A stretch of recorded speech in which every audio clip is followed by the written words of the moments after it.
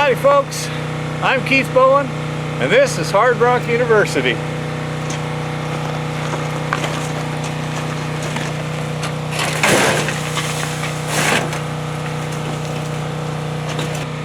We're here at Max's mine up in the general vicinity of Bishop, California, and right now we're clearing tunnel out.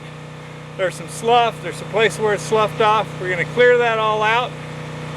Then while we're doing it, you see over there we have a sampling table set up so that we can sample stuff as we move it, make sure we're not throwing away any ore. Once we get it cleared out, I'll bring you inside and show you just what it looks like.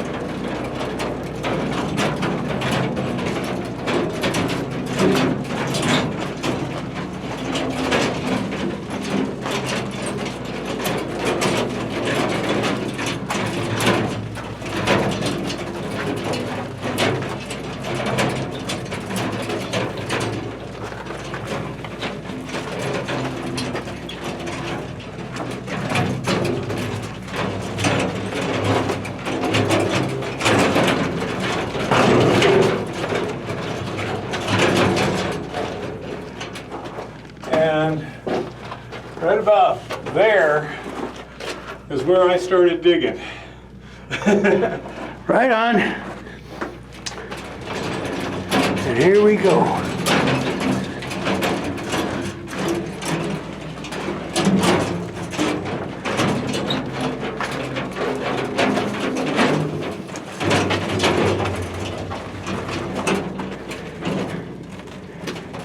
Yeah, what do you think?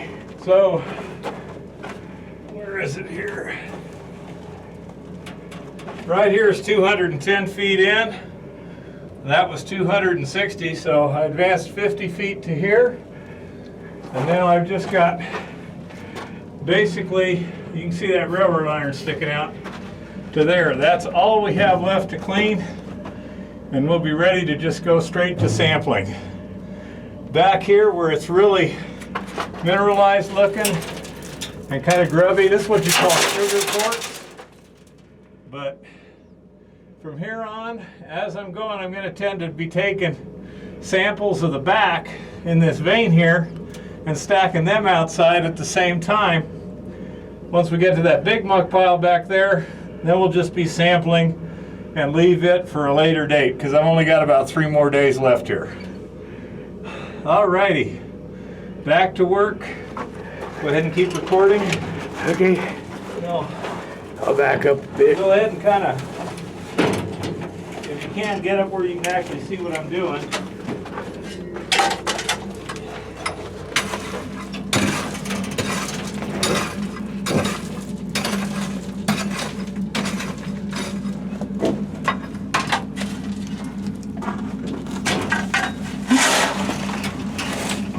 There we go. And then you have to be careful to find a spot you can actually turn around. Because some places there just ain't enough room. You're right. It's a small area. Yeah.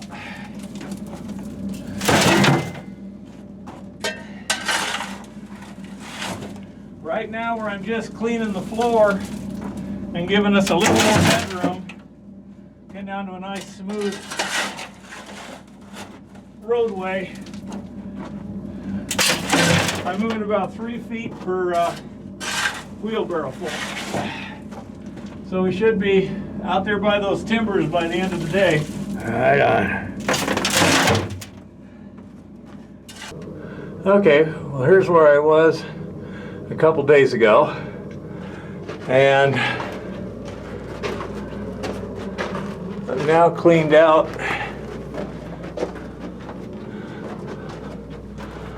all the way to here.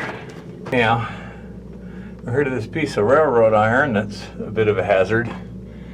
Now this vein right here is very interesting because you have what looks like mineralized or altered wall rock there. This dark vein, that looks like dissolved minerals coming through and then precipitating as it dries. Some pretty clean bull quartz looking stuff. And then another altered zone on the other side. So you actually got 4 different zones here that you'd have to sample separately. Then we have this big muck pile here. That looks to me like it's a result of that sliding out and falling down. So this becomes an easy way of sampling that.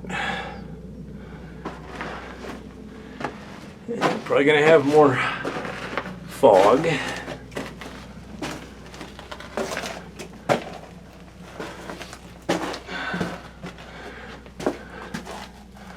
Then we come through here.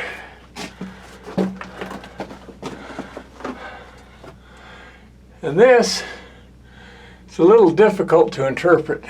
That, someone has gone to the trouble of digging out that vein there.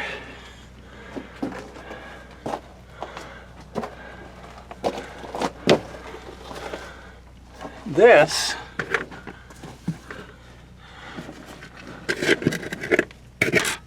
man,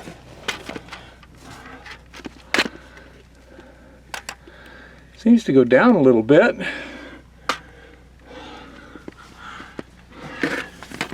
And up. And I'm thinking maybe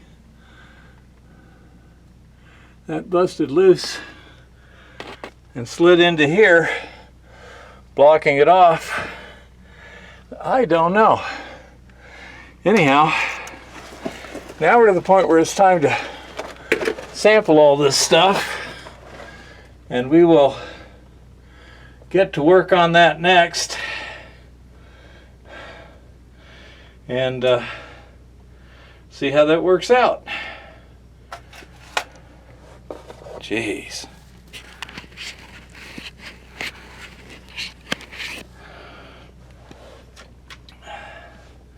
The humidity in here makes it tough to video. Well, I've done the panning now, and it has some interesting results, but not good results.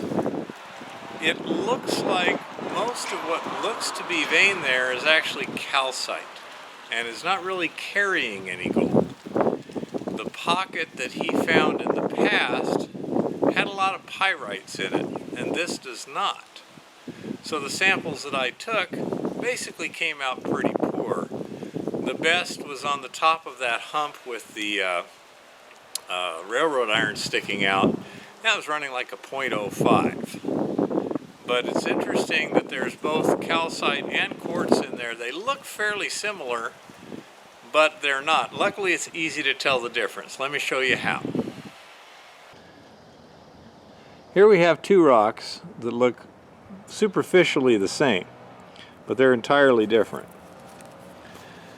One is quartz, one is calcite, otherwise known as limestone, but limestone is a particular form of calcite. Now the way it's easy to tell is you take a knife and you try and scratch it. In calcite,